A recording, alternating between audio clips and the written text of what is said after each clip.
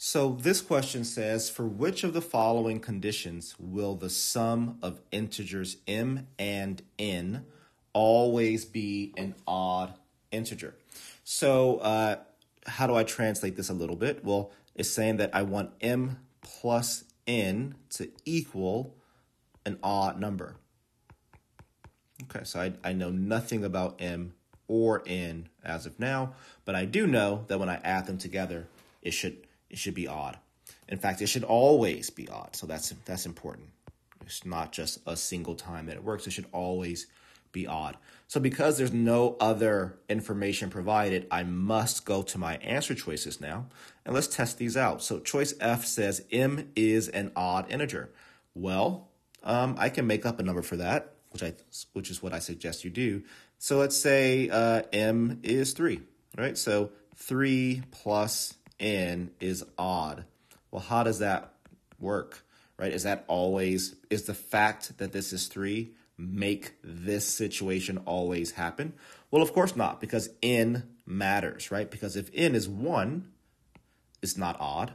If n is 3, it's not odd, right? If n is 5, it's not odd. So F is gone, right? M being an odd number is not a condition that makes m plus n always an odd integer.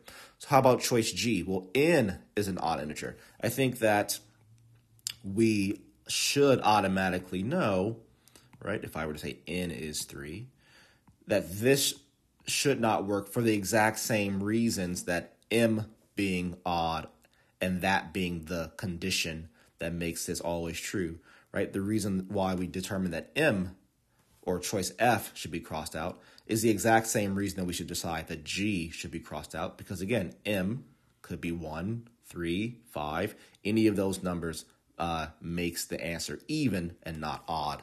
So choice G is gone.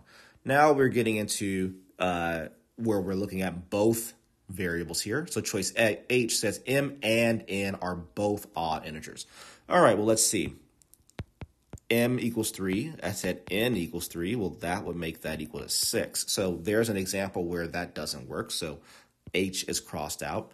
If I had said even m is 1 and n is 3, that would have been 4, right? So those are two examples where that's definitely not the case.